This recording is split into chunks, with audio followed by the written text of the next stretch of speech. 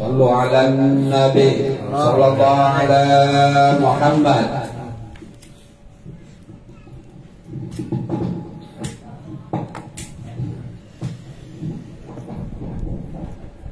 Bismillahirrahmanirrahim. Assalamualaikum warahmatullahi wabarakatuh. Waalaikumsalam warahmatullahi wabarakatuh.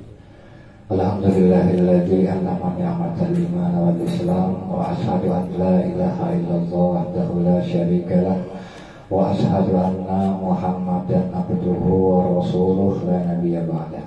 Allahumma shalli wa sallim wa barik ala sayyidina Muhammadin wa ala alihi wa sahbihi ajma'in, amma ba'du. Alhamdulillah, puji beserta syukur marilah sama-sama kita panjatkan kehadirat Allah Subhanahu wa taala yang telah memberikan kepada kita nikmat sehat, hidayah dan taufiknya sehingga kita bisa kembali hadir di dalam rangka mengkaji, mentadabburi daripada isi kandungan Al-Qur'an yang kita sama-sama tahu bahwa Al-Qur'an adalah petunjuk bagi kita, terutama orang-orang yang bertakwa. Dan begitu juga salam beserta salam tidak lupa marilah kita lipat curahkan kepada Nabi kita Muhammad sallallahu alaihi wasallam yang berkat atas perjuangannya sehingga kita bisa menerima agama ini dan dijadikan petunjuk buat kita dalam menjalani hidup di dunia ini dan setelahnya. Mudah-mudahan kita bisa mengakhiri dengan kebaikan dan bisa mengakhiri kehidupan akhirat dengan surga Allah Subhanahu wa taala. Para bapak yang saya hormati dan mudah-mudahan Allah memuliakan, di ayat sebelumnya kita sudah sama-sama bahas bahwa ibunda daripada Maryam itu berdoa agar dianugerahi anak, dan ketika sudah dianugerahi anak dan anak di dalam kandungan, maka anaknya itu diajarkan yaitu apa? Bahwa anaknya akan dibebaskan, dalam artian anaknya akan istilahnya diharapkan bisa mengabdi kepada Allah di Baitul Maqdis. Itu dengan mengajar bahwa anaknya bisa mengabdi di Baitul Maqdis. Dan doa daripada Ibunda Maryam ini diterima Allah, dan ajarnya, keinginannya untuk apa? Untuk menjadikan anaknya ini hurriyan, menjadi anak yang merdeka yang bisa mengabdi kepada Allah. Yaitu sebagaimana di kelanjutan ayat yang kita bahas, yaitu surah Al-Imran ayat ke-37. Fataqabbalaha rabbuha biqabulin hasan. Fataqabbalaha, maka Allah menerima daripada nazar rabbuha, Tuhan ajar dari Tuhannya, yaitu biqabulin, dengan penerimaan hasanin yang baik. Wa bataha nabatan, dan mendidik atau merawat atau menjaga nabatan hasanan dengan penjagaan atau pendidikan yang baik. Wa kafalaha, dan yang akan merawatnya nanti Maryam itu yaitu Zakaria. Kullama dakhala 'alaiha Zakaria al-mihrab, setiap kali Zakaria masuk menemui Maryam di mihrabnya, wajada, maka menemui indaha di sisi Maryam itu rizqan, ada makanan, rizki. Qala, maka berkata Zakaria, ya Maryam, wahai Maryam, anna laki hadha, dari mana semua makanan ini, dari semua mana semua rizki ini? Qalat, berkata Maryam, huwa min indillah, itu dari sisi Allah. Innallaha yarzuqu may yasha'u bighairi hisab, sesungguhnya Allah memberikan rezeki may yasha kepada orang yang dikehendaki bighairi hisab, bahkan dengan tanpa dia harus usaha. Nah, di dalam ayat ini Allah Subhanahu wa taala akhirnya menerima nazar daripada Ibunda Maryam, yaitu di mana Ibunda Maryam ini menazarkan bahwa nanti kalau anaknya lahir itu diharapkan bisa mengabdi kepada Allah dengan mengabdi di Baitul Maqdis. Sebenarnya udah benar-benar anak ini udah bukan buat apa, bukan buat permata jiwa, bukan buat perhiasan. Karena kan kalau kita ini punya anak, yang berharap apa, ada yang menghibur, kan begitu, ada yang bisa ngebahagiain kita. Kalau kita Tapi kalau Ibunda Maryam mulai cerita, ketika dia berharap punya anak dan dikasih anak, dia nggak berharap anak itu jadi hiburan buat dia nggak berharap anak itu jadi menyenengin buat dia, enggak. Tapi harapan cuma satu, anak yang nanti gue lahirkan akan gue nazarkan agar dia apa? Agar dia mengabdi kepada Allah di Baitul Maqdis, menjadi pelayan di Baitul Maqdis. Itu tujuan, sekali lagi tujuan daripada Ibunda Maryam. Ketika itu menazarkan anaknya, maka apa? Nazarnya diterima sama Allah dengan penerimaan yang baik, gitu. Dan juga dengan diberikan pendidikan yang baik, yaitu dengan apa? Diserahkan pemeliharaannya itu kepada Zakaria. Nah, di dalam tafsir ini Syekh Shalawai mengatakan wakafalaha Zakaria, dan pemelihara yang akan memeliharanya, yang akan menjaganya, yang akan merawatnya itu adalah Zakaria. Fahadha yakni andal masalah terja'at minal a'la. Maka ini adalah berarti bahwa sesungguhnya masalah ini datang daripada minal a'la, daripada Allah. Artinya apa? Yang ngatur masalah pemeliharaannya, penjagaannya sama siapa nanti, yang merawatnya siapa nanti, ini adalah masalah benar-benar datang dari Allah. Kenapa? Karena Ibunda Maryam ketika lahir itu anak udah nggak pakai dirawat dulu sama dia, dalam kondisi baik langsung diserahkan itu ke Baitul Maqdis. Dan kenapa saya selalu mengatakan bahwa masalah ini benar-benar datang dari Allah, bahwa Allah memberikan pendidikan yang baik dan Allah memilih Zakaria. Nah, jadi dulu ketika Maryam ini kan bapaknya namanya Imran. Imran ini Pak adalah tokoh yang ditokohkan ketika itu di kalangan Bani Israel. Maka ketika lahir anaknya Imran, ini tokoh-tokoh atau para pembesar Bani Israel itu berebutan pengen merawat Maryam semuanya. Dan bahkan Zakaria sendiri bilang, ya gua lah lebih pantas, biar bagaimana juga dia adalah apa? Ponakan gua. Karena kan Zakaria ini ipar daripada emaknya Maryam, masih istilahnya ipar gitu. Jadi adanya Maryam nikah sama Zakaria, maka ipar. Tapi ketika Zakaria mengajukan diri untuk udahlah gue ngerawat karena gue lebih berhak, maka yang lain protes, nggak bisa begitu. Maryam ini kan udah dinazarkan, siapa juga gak berhak. Kalau mau ada yang lebih berhak ya emaknya. Akhirnya udah. Sekarang apa? Sekarang kalau kita ada undian aja dah, biar istilahnya adil. Cara undiannya bagaimana?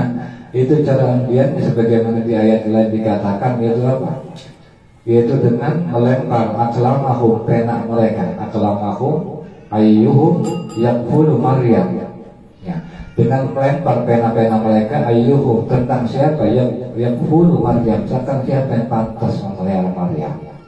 Jadi pena itu kan terbuat dari besi. Ada penggama berpendapat dia pergi ke mana, ke sungai. Jadi siapa yang penanya yang dari besi tadi, ketika dilempar bisa ngambang, istilahnya bisa ngambang dan gak nganyut, maka dia pantas. Artinya apa?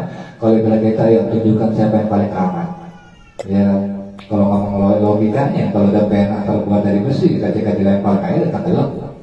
Cuma cara ngundinya begitu ya, tentang siapa yang pantas kita lempar pena kita, siapa yang penanya itu tetap nganyut, nggak tetap tetap ngambang dan nggak nganyut, nggak tenggelam, maka dia pantas layak. Akhirnya apa?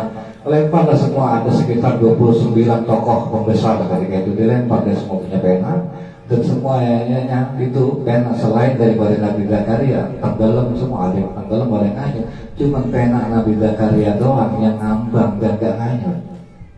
Artinya secara langsung Allah udah menunjuk Nabi Zakaria dalam hal ini. Karena apa? Ini bukan berdasarkan pantas, bukan karena dia lebih pintar, lebih apa, lebih segalanya, tapi ini murni Allah memilihkan pengasuh terbaik buat Maryam. Artinya di sini Pak, ada undian, namanya undian. Boleh kita ketahui bahwa dalam Islam itu undian itu diperbolehkan. Cuma ada syarat bahwa undian diperbolehkan itu ketika apa? Ketika ada unsur, yaitu di mana seorang dalam meraih keuntungan itu merugikan orang lain. Contoh kalau yang merugikan orang seperti misalnya buntut, kita masak, terus yang itu dapat maksud kita yang dapat rugi, maka itu ada unsur judi, maka undian sejenis ini adalah dihalalkan. Adapun undian selama itu kita kita untung tapi nggak merugikan orang lain, itu halal. Dan yang namanya undian Pak, itu lahir oleh karena dua. Yang pertama tadahumul hukum, yaitu ketika semua orang merasa berhak. Ya seperti ini kejadian Maryam, semua orang merasa pantas, semua orang pengen ngasuh Maryam. Maka ketika semuanya pengen, semuanya kan ada apa? Ngadain yang namanya undian, kan begitu. Dia gila dengan melempar punya dia pena itu tadi, kalau misalnya tenggelam nganyut berarti dia nggak layak. Kalau misalnya itu pena nggak nganyut dia pantas, maka ada undian. Atau juga seperti undian ketika di masa Rasulullah. Jadi di masa Rasulullah, kalau Rasulullah sedang atau ingin melakukan safar, biasanya Rasulullah ngajak salah satu istrinya. Maka siapa yang layak diajak dan pantas untuk ikut Rasulullah, maka dengan cara diundi. Kalau misalnya nama Aisyah yang keluar, ya Aisyah yang ikut Rasulullah safar, kan gitu. Walaupun semuanya pengen, dan itu nggak meruginya yang ikut. Ada juga undian itu karena apa? Ibhamul hukum, karena nggak ada yang berhak. Seperti kisah Nabi Yunus, siapa yang pengen dilempar ke laut? Karena posisi ketika itu kapal itu udah ketemuan, kan gitu, mau nggak mau harus ada yang keluar dari kapal. Maka diundilah, maka yang keluar adalah Nabi Yunus ketika itu. Maka keluar gitu. Artinya dalam masalah ini undian itu nggak masalah selama ketika kita ada keuntungan dengan sampai merugikan orang. Seperti kalau di ibu-ibu ada kocokan pengajian yang maksiatan dapat istilahnya sembako, maka dikocokkan kalau itu yang berhak, itu nggak ada yang merugikan juga, keuntungan dan nggak merugikan orang semua karena semua datang begitu. Dan juga di kelanjutan ayat Allah Subhanahu wa taala Nabi Zakaria kullama dakhala 'alaiha Zakaria al-mihrab wajada indaha rizqan. Nah jadi ayatnya kan yang namanya Zakaria ketika udah mendapat hak asuh, dibikinilah bangunan mihrab buat yang namanya Maryam, yang dimana mihrab itu selalu dikunci. Jadi Maryam megang kuncinya di Zakaria. Maka ketika Zakaria masuk ke dalam mihrabnya Maryam, nggak tahu selalu itu ada makanan, dan makanannya aneh, buah yang istilahnya ini kondisi musim panas, itu buah musim dingin. Kondisi musim dingin, nggak tahu ada buah musim panas, kan aneh, dari mana ya? Sedangkan yang namanya pintu itu dikunci. Kalau misalnya nggak dikunci, mungkin Zakaria nggak akan bertanya, apa? Min aina laki hada, dari mana ini semua makanan? Enggak, karena apa? Karena namanya pintu mihrab itu dikunci sama Nabi Zakaria. Sementara ketika Zakaria masuk itu mendapati namanya di samping mihrab di sisi Maryam itu ada makanan. Maka apa jawab Maryam? Maryam menjawab, qalat huwa min indillah. Sesungguhnya ini adalah dari sisi Allah. Nah yang jadi pertanyaan, kenapa Zakaria bertanya? Jadi pertanyaan ini bukan berarti menunjukkan yang namanya Zakaria nggak yakin bahwa rezeki itu dari Allah. Zakaria yakin. Tapi ini pertanyaan filosofis yang mengandung pelajaran besar buat kita apa? Pelajaran besar buat kita apa? Maksudnya apa? Pelajaran kayak kita kan dalam hidup, ketika kita cari uang, cari makan, kadang-kadang kita nggak tahu apakah makanan yang kita makan itu halal apa haram. Begitupun ya kan? Makanya apa? Pertanyaan ketika misalnya suami istri terkelola, ketika misalnya suami pulang mobil banyak, maka layak bagi istri menanyakan min aina laka hada, dari mana ini duit? Kenapa? Karena itu pertanyaan yang sangat penting tentang halal dan haramnya. Karena kalau menurut Syekh Sarawi di sini dikatakan bahwa zalika anna fasadal buyuti wal mujtama'at. Karena apa? Yang demikian itu karena kerusakan rumah dan kerusakan masyarakat.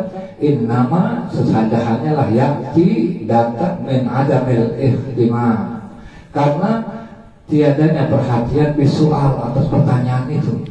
Atas pertanyaan dari mana ini? Wadururatu ul-husul ala ijabah, dan tidak adanya kebutuhan untuk sampai pada jawaban ala soal atas pertanyaan tadi yang apa sangat spesifik, man aina laka hada, kalau kata Sa'rawi. Jadi pertanyaan ini kadang-kadang nggak diburu. Misalnya anak kita udah sukses, kaya, punya mobil, punya rumah, kita nggak pernah bertanya, lu duit dari mana tong bisa sekaya ini, halal apa kagak? Kan gitu kita nggak bertanya. Kayak karena kita udah bawa mobil, karena kita udah bangun rumah, kita udah nggak peduli, yang penting gua anakku sukses, kan begitu. Nah, ini adalah pertanyaan yang sebenarnya kita perlu pertanyakan tentang man aina laka hada, dari mana lu duit ini, halal apa haram, kan begitu. Karena apa? Karena ini yang akan menyebabkan ketika makanan halal masuk ke dalam tubuh, dia mengalir melalui darah dan menyebar ke seluruh tubuh, maka itu akan menyumbat semua fungsi-fungsi indera kita, akan menyumbat pendengaran kita, akan menyumbat penglihatan kita, ya kan gitu, akan menyumbat hati kita. Sehingga apa? Ketika hati, mata, pendengaran sudah tersumbat, maka kebaikan itu susah masuk. Kalau kata Allah apa? Khatamallahu ala qulubihim wa ala sam'ihim wa ala absarihim bisawati wal qalb. Artinya apa? Allah mengunci dia punya mata, Allah mengunci dia punya telinga, Allah mengunci dia punya hati, sehingga kebaikan itu susah masuk. Maka nggak berlebihan kalau kata Sa'rawi. Kalau misalnya kita makan harta haram atau uang haram, itu cenderung antara hati sama perbuatan itu nggak sinkron. Maksudnya gimana Pak? Kita ya, kalau kita kan pengennya ya setiap hari setiap minggu datang hadir pengajian. Cuman kadang-kadang hati kita nggak sesuai dengan tubuh kita malas, hati nggak kepengen, nggak nyambung, nggak connect, akhirnya nggak ngaji. Karena apa? Karena itu tadi hati-hati yang menyebabkan antara hati dengan fisik tubuh kita nggak connect. Itu karena apa? Karena bisa jadi ada harta haram mengalir dalam tubuh kita. Kita mah pengennya sholat berjamaah terus, cuman nggak tahu kenapa langkah kaki kita kok berat. Nah itu yang menyebabkan bisa jadi ada harta haram mengalir dalam darah kita, sehingga kita berat untuk melangkahkan kaki berjamaah misalnya. Kita mah pengennya sholat tahajud terus tiap hari, pengen menjadi orang baik, pengennya. Tapi kenapa antara keinginan dan perbuatan kita ini kok nggak seirama? Nah bisa jadi mungkin ada harta haram yang mengalir dalam tubuh kita yang kita sadari. Dan itu penyebabnya apa? Oleh karena ada harta haram. Dan kerusakan yang kata Sa'rawi menyebabkan kerusakan di rumah dan di masyarakat oleh sebab tadi nggak pedulinya kita halal haram. Negara kita seharusnya bisa negara maju, bisa negara yang maju. Kalau misalnya dari dulu, dari zaman Soekarno sampai sekarang kan pejabatnya bersih, tapi sayang semuanya koruptor. Tapi sayang kebanyakan, nggak semuanya, kebanyakan semuanya korupsi. Akhirnya apa? Negara kita nggak maju-maju. Penyebabnya apa? Nggak peduli ada pertanyaan man aina laka hada, dari mana lu makanan, dari mana lu dapat rezeki lu, halal apa haram. Ketidakpedulian itu yang menjadikan kerusakan baik di rumah, di masyarakat dan di negara kita Indonesia. Gitu, artinya apa? Ini harus jadi perhatian buat kita. Makanya kalau kita misalnya punya anak yang udah pada gede, dia udah pada sukses, nggak ada salahnya ditanya apa? Makanya laka hada, dari mana lu dapat itu? Halal apa haram? Kan begitu. Itu yang sangat penting untuk kita perhatikan, begitu Pak. Dan juga di sini Maria mengatakan bahwa rezeki yang didapatkan itu adalah dari sisi Allah, bighairi hisab, tanpa adanya ada upaya, dia kerja keras tanpa adanya hisab, tanpa adanya perhitungan. Nah begitulah tentang cara Allah memberikan rezeki kepada Maryam. Dan oleh sebab itu juga Pak, ternyata, atau mohon maaf, saya sekedar membahas tentang harta-harta haram yang terkadang mungkin jangan kita sadari, kayak ini perlu kita ketahui. Karena harta haram itu kalau buat pekerja itu biasanya datang, bisa jadi kalau misalnya pekerja itu ada istilah korupsi waktu. Nah misalnya ini harusnya kita di kantor masuk ke jam 8, pulang misalnya jam berapa, jam 4. Kita korupsi itu datang jam 9, pulang jam 3 misalnya. Nah korupsi waktu itu kan untuk merupakan bentuk satu, kalau kita hasil dapat gaji dari kerja model begitu, maka itu adalah bentuk harta haram. yang perlu kita ketahui. Karena apa? Al-muslimun ala surutihim, namanya muslim itu ala surutihim, terikat oleh syarat-syarat mereka. Maksudnya apa? Perusahaan punya syarat-syarat, tapi kita harus ikutin itu. Jangan melanggar daripada SOP yang ditentukan perusahaan. Kalau misalnya kita melanggar daripada ketentuan yang disepakati antara kita dengan perusahaan, maka apa? Maka itu akan menjadi harta haram buat kita, dan itu perlu kita hati-hati. Itu dari untuk kalau misalnya kita seorang karyawan. Atau juga kalau misalnya kita punya utang, gak bayar utang sama orang, gak niat bayar sama utang, maka apa? Maka secara galang untuk mata hakikatnya kita makan harta haram. Hati-hati. Makanya kalau punya utang jangan sampai gak kepikiran untuk bayar, karena harta yang kita makan itu bisa jadi harta haram. Atau juga menerima subsidi ini dari pemerintah. Misalnya buat orang susah kita telan, nah itu kan gak hak juga. Maka kalau kita maksa tetap ngambil itu subsidi yang sejatinya buat orang susah kita ambil, maka secara langsung bisa jadi itu adalah harta haram buat kita. Jangan kan itu yang mempengaruhi kehidupan kita, gitu. Dan juga kalau misalnya kita pedagang, kita nggak jujur menerangkan kondisi barang. Misalnya kita jual motornya, gue jual motor bagus, nggak ada masalah. Padahal itu motor udah sempat kecelakaan, hancur-hancuran, kita nggak terangkan bahwa ini pernah motor pernah celaka gini. Nah bisa jadi dari hasil penjualan itu menjadikan harta haram buat kita. Atau juga misalnya kalau misalnya kita dagang sayuran atau apa, kita mengurangi timbangan, maka harta yang kita dapatkan dari hasil dagang adalah harta haram. Artinya apa? Banyak yang bisa menjadikan harta haram yang mungkin kita nggak sadari. Maka itulah kenapa dalam Islam juga ada yang namanya zakat. Salah satu fungsi untuk membersihkan harta haram yang mungkin kita nggak sadari, gitu lah. Dan juga oleh karena itu maka apa? Zakaria mendengar daripada jawaban Maryam, maka Zakaria pun istilahnya dia seolah-olah berkata gitu kepada Allah,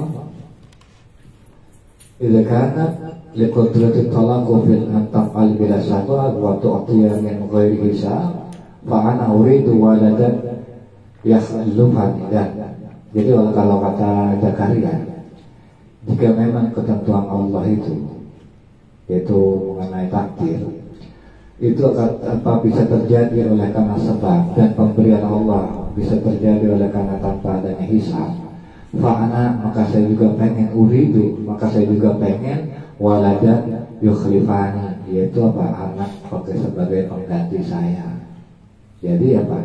Yang menjadikan inspirasi daripada Zakaria kayak punya anak itu melihat Maryam. Kenapa? Kok Maryam bisa ya didapat makanan dari Allah langsung tanpa ada kerja keras, tanpa ada usaha. Padahal itu pintu mihrab itu dikunci dan itu ada makanan. Dan makanannya itu aneh. Buah musim panas kok ada di musim dingin. Buah musim dingin kok ada di musim panas. Dari mana? Dan itu merupakan apa? Merupakan inspirasi buat Zakaria. Wah, kalau misalnya begitu, gue juga pengen punya anak. Walaupun Zakaria sadar usianya udah lanjut, bininya udah dinyatakan monopos mandul, tapi walaupun begitu karena Zakaria melihat Maryam, dia berdoa minta sama Allah. Hunalika, dan di sana di mihrab itu dari tempatnya Maryam beribadah, berdoa Zakaria Rabbahu kepada Tuhan. Qala Rabbi habli, qala berkata Rabbi habli min ladunka dzurriyyatan thayyibah, ya Tuhanku anugerahkanlah kepadaku min ladunka dari sisimu dzurriyyatan thayyibah, keturunan yang baik, innaka sami'ud du'a, sesungguhnya engkau mendengar doa-doa hambanya.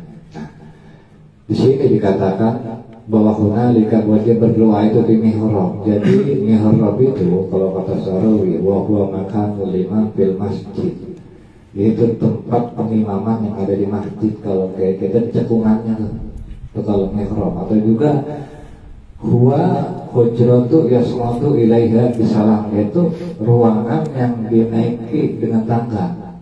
Itu mihrab gitu kalau kata Sarawi. Artinya yang namanya, karena itu adalah tempat mihrabnya Maryam, dan Maryam doanya dijabah di situ, maka dia mengambil keberkahan dari tempat itu. Dia berdoa ketika itu juga di di mihrabnya Maryam. Dia berdoanya sama. Dia berdoa bahwa apa? Rabbi habli min ladunka dzurriyyatan thayyibah. Ya Allah, anugerahkanlah dari sisi Kau keturunan yang baik. Nah, jadi pertanyaan Pak, apakah permintaan daripada Zakaria ini sama permintaan kita nih manusia pada umumnya? Apakah Zakaria ketika meminta anak, dia pengen anak supaya apa? Supaya bisa nyenengin dia, supaya bisa ngibur dia. Apakah sama permintaan Zakaria sama kita? Lah, kalau kata Sarawi, innahu yatlubu Zakaria thayyibah. Sesungguhnya permintaan Zakaria itu meminta dzurriyyatan thayyibah, keturunan yang baik. Sebagaimana di dalam Maryam dikatakan apa? Permintaan Zakaria itu tujuannya apa? Yurisuni wa yurisu min ali Yaqub wa ja'al lahu rabbi radiyan. Ya Allah, apa tujuannya apa? Agar dia bisa mewarisi ajaran yang aku bawa, wa yurisu, dan bisa mewarisi min ali Yaqub, daripada ajaran keluarga daripada Nabi Yaqub, wa ja'alahu rabbi radiyan, dan jadikanlah keturunanku itu orang yang kau redoi. Ternyata Pak, kalau kita lihat dari permintaan Zakaria sama permintaan Ibunda Maryam itu sama. Ketika dia punya anak, dia enggak dalam hati yang terbesit sedikit pun itu anak pengen jadi nyenangin dia, pengen bisa kebahagiaan dia, pengen bisa membahagiakan dia ketika tua, enggak ada sama sekali kepentingan pribadi di situ diselipkan, baik daripada Ibunda Maryam maupun Zakaria. Sehingga apa? Wajar kalau misalnya anak dari keturunan orang tua yang berharap bahwa anak itu bisa untuk selain mengabdi kepada Allah, benar-benar anak kebawahnya itu bagus. Dari Maryam, begitupun dari Zakaria lahir yang namanya Yahya. Artinya apa? Pelajaran buat kita orang tua, terutama orang tua atau calon bapak yang mungkin sedang mengandung anak. Maka apa? Kita niatkan bahwa anak yang ada dalam kandungan istri kita, bahwa anak yang sekarang kita besarkan tadi, jangan pernah berpikir bahwa anak ini harus ngebanggain gua, bahwa anak ini harus jadi perhiasan buat gua, bahwa anak ini harus nyenengin buat enggak. Tapi anak ini harus benar-benar bermanfaat buat agama Allah. Anak ini agar benar-benar bisa meninggikan kalimat Allah. Kalau misalnya kita sebagai orang tua meniatkan seperti ini yang diniatkan Ibunda Maryam, yang diniatkan seperti Nabi Zakaria, maka kita boleh berharap besar. Mudah-mudahan anak kita bisa menjadi baik. Seperti apa? Seperti Maryam dan Yahya. Karena apa Pak? Mereka lahir oleh karena apa? Oleh karena harapan baik orang tuanya. Maka kalau kita pengen punya keturunan yang baik, keturunan yang soleh, kita contohlah nih kedua orang ini, Ibunda Maryam sama Zakaria, gitu.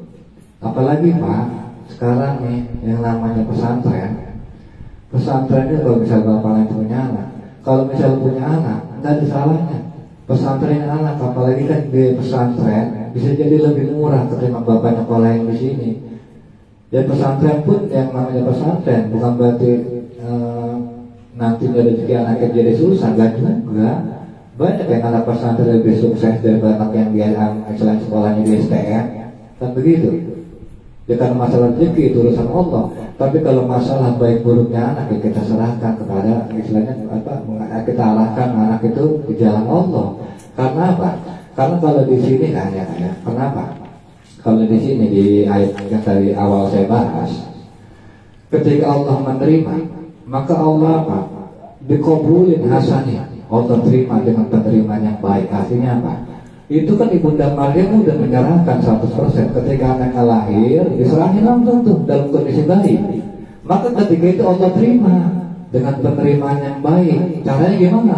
Allah serahkan Maryam ini kepada orang yang merawat, dia itu manusia terbaik ketika itu, yaitu Nabi Zakaria, diserahin sama Allah. Jadi apa? Allah menyerahkan kepada Nabi Zakaria itu murni, udah urusan Allah. Ibunda Maryam udah gak mau tahu. Kenapa? Dia udah nazarkan kalau anak ini akan diserahkan ke Baitul Maqdis supaya mengabdi. Maka ketika itu serah terima terjadi. Nah kalau kayak kita kan, ketika anak lahir kita keceprot, misalnya, kita kan gak mungkin, atau taruhlah kita secara logika kita tega ninggalin anak atau di pesantren, kan begitu. Maka wajar masalah anak itu ngasih tanggungan kita. Tapi kalau misalnya ini anak ketolak udah SD dulu SMP, maka kalau misalnya kita pengen benar-benar menyerahkan anak ini untuk Allah, untuk agama Allah, maka kita serahkan anak kita kepada pendidik terbaik di lingkungannya baik, seperti misalnya pesantren, kan begitu. Nah ketika udah di pesantren, pasrahkanlah, berdoalah sama Allah biar Allah ya istilahnya menerima dan menerimanya yang baik begitu. Jadi jangan pernah berpikir ya Pak ya, apa yang namanya pesantren, emang gua emang mau gue jadi ustaz ya? Bukan begitu Pak. Pesantren anak pertama buat menjaga dia punya akhlak.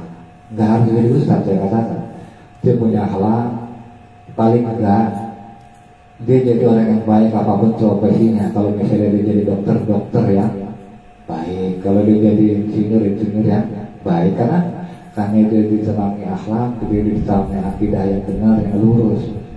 Jadi sekali lagi, pesantren itu bukan berarti kita harus punya keturunan jadi ustaz, bukan, tapi mengarahkan pendidikan yang baik gitu. Karena apa?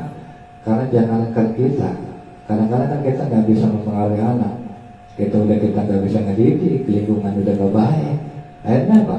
Banyak faktor mempengaruhi anak-anak kalau keturunan kita menjadi yang keturunan yang jauh dari Allah. Nah itu kan cukup banyak nih bapak-bapak yang masih punya anak-anak kecil. Ini artinya apa? Ayat ini bisa dijadikan pelajaran, petunjuk buat bapak-bapak nanti ke depannya gitu, dalam masalah pola pengasuhan dan pendidikan anak. Jadi dengan adanya ayat ini, marilah kita sama kembali tata niat bahwa anak kita harus benar-benar niatkan untuk Allah. Anak kita harus niatkan untuk agama Allah, sehingga anak kita bisa lillahi kalimatillah, bisa meninggikan kalimat Allah. Mudah-mudahan. Mungkin dari saya cukup sekian. Wassalamualaikum warahmatullahi wabarakatuh.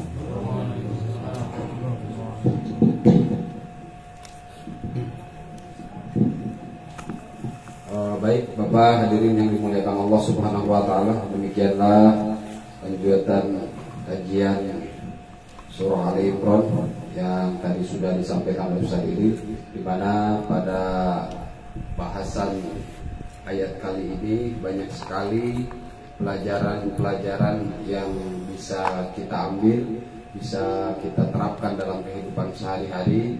Mungkin saya menyebutkan kesimpulan dari apa yang tadi disampaikan. Yang pertama, ketika kita mempunyai satu keinginan, jangan lupa tujuan kita harus baik. Tujuannya apa? Tujuannya adalah pengabdian kepada Allah Subhanahu wa taala. Tadi dicontohkan dalam masalah bagaimana ketika kita ingin mempunyai keturunan.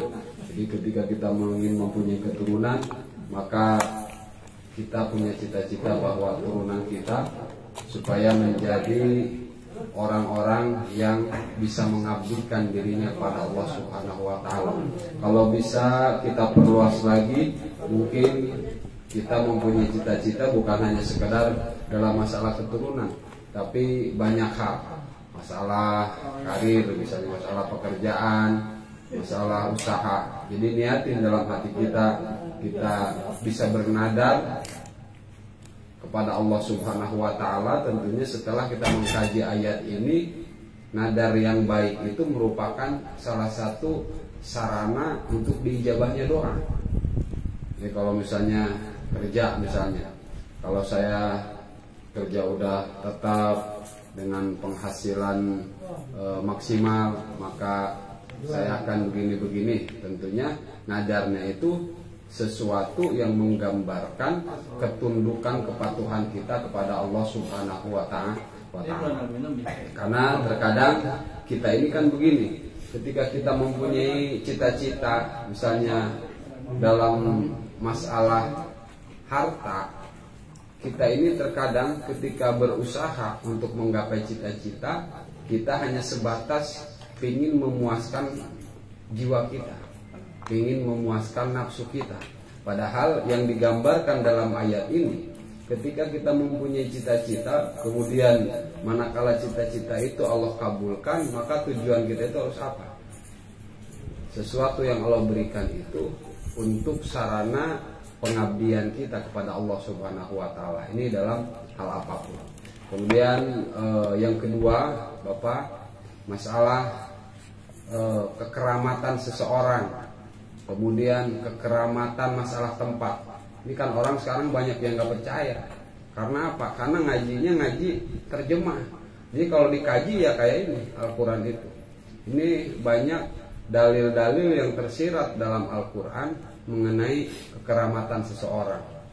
Tadi contohnya salah satunya bagaimana kekeramatan seorang Zakaria ketika diadakan undian. Jadi orang itu mempunyai keistimewaan masing-masing. Artinya keistimewaan itu keistimewaan yang diberikan oleh Allah Subhanahu wa taala. Jadi kita sebagai orang beriman ya harus meyakini hal tersebut. Yang kedua, kekeramatan berkaitan dengan tempat. Bagaimana Nabi Zakaria setelah mengurusi Maryam, dia berdoa di mihrabnya Maryam. Dengan apa? Dengan alasan mengambil barokah, kan begitu. Artinya kekeramatan masalah tempat itu emang ada. Karena apa? Karena tempat yang pernah dipakai oleh orang-orang soleh itu, maka di situ akan ada barokah buat orang-orang yang selanjutnya. Dan yang selanjutnya kita bisa ngambil pelajaran dari ayat ini bahwa kita boleh dalam hidup ini pingin seperti orang lain. Tapi pingin seperti orang lainnya itu jangan lupa dalam rangka kebaikan hidup, dalam rangka tunduk dan patuh pada Allah Subhanahu wa taala. Bagaimana Nabi Zakaria terinspirasi oleh Siti Maryam untuk mempunyai keturunan yang bisa melanjutkan akidah dia, melanjutkan tauhid dia pada Allah Subhanahu wa taala. Jadi kalau misalnya kita dalam hidup ini mempunyai keinginan, apapun itu keinginan kita, kemudian kita ingin seperti orang lain, di mana orang lain itu penuh dengan kebaikan, boleh kita terinspirasi dengan hal tersebut. Dan yang terakhir tadi masalah bagaimana kita ketika Allah memberikan rezeki kepada kita, kita jangan lupa mempertanyakan rezeki yang datang itu. Misal kalau ada orang tiba-tiba ngasih duit sama kita segepok, ya walaupun lagi butuh kan, kalau orang beriman itu, kalau orang ngaji ya tanya dulu, ini duit dari mana, duit apa ini, kan begitu. Ini sangat sangat perlu kita pahami, perlu kita terapkan dalam kehidupan sehari-hari. Bahkan kalaupun misalnya rezeki itu datangnya itu bukan dari orang, melalui kasab kita, kita harus bertanya juga, nih kasab gua ini untuk sampainya duit ini benar apa kagak, kan begitu. Nah itu harus sampai ke situ. Jadi nggak sebatas kita bertanya ketika rezeki itu datang bukan lewat tangan kita. Intinya apa? Intinya kita harus meyakinkan diri kita bahwa rezeki yang datang itu terbebas dari keharaman-keharaman. Karena apa? Karena tadi sudah disampaikan mudorotnya masuknya rezeki yang haram kepada tubuh kita, maka akan menyumbat kebaikan-kebaikan dalam kehidupan kita. Yang namanya hati itu kan makanannya kan bukan materi, tapi yang menjadi makanan materi adalah rezeki berupa makanan. Cuman kan masalahnya tadi udah dijelaskan oleh Ustaz Iri. Ketika hati nurani kita itu selalu baik, namanya hati nurani itu pasti cenderung kepada kebaikan. Tapi kalau misalnya ada asupan-asupan yang masuk pada tubuh kita lewat hal-hal yang tanda kutip diharamkan, maka nanti tidak akan menemukan sinkronisasi. Jadi nggak sinkron antara keinginan jiwa, keinginan hati nurani dengan tubuh kita. Jadi hatinya kuat, kadang-kadang tubuhnya malas, lemas atau bagaimana. Nah ini bisa diambil pelajaran, bisa kita renungkan setelah kita mengkaji ayat ini. Dan mudah-mudahan kita setelah mengkaji ayat ini, yang pertama kita selalu pasang niat ketika kita punya cita-cita, maka kita harus punya keinginan kuat nanti ketika tercapai cita-cita, ketika Allah mengijabah apa yang kita cita-citakan, maka anugerah Allah itu akan dijadikan sarana untuk tunduk patuh kita kepada Allah Subhanahu wa taala. Dan yang kedua, ketika kita melihat kekeramatan seseorang, kekeramatan tempat-tempat orang soleh, maka itu ada dalam Al-Quran. Bahkan sudah dicontohkan sebelum Nabi kita Nabi Muhammad SAW, yaitu melalui kisah keluarga Ali Imran, salah satunya yaitu kisah Siti Maryam. Kemudian yang ketiga, kita boleh terinspirasi dengan kebaikan orang lain sejauh terinspirasi untuk tunduk patuh pada Allah Subhanahu wa taala. Dan yang terakhir, jangan lupa kita harus senantiasa menyaring rezeki, mempertanyakan rezeki yang datang kepada tangan kita, yang kita makan, yang istri kita makan, yang anak kita makan. Karena itu sangat penting buat kehidupan, agar apa? Agar hati dan tubuh kita senantiasa terjaga dari keharaman-keharaman, sehingga akan memudahkan niat dan langkah kita. Ini karena kan niat langkah ini kan kadang-kadang berbeda. Niatnya begini, langkahnya lain. Ini kan masalahnya antara niat dan langkah itu selalu sejalan. Yaitu untuk apa? Untuk menuju ridho Allah Subhanahu wa ta'ala. Mudah-mudahan kajian pada malam hari ini mendapatkan barokah dari Allah Subhanahu wa ta'ala. Kita diberikan pemahaman, kekuatan iman Islam serta taufik dan hidayah. Bitilkan niyah wa bijahin Nabi Muhammad sallallahu alaihi wa alihi wasallam. Al-Fatihah. Bismillahirrahmanirrahim.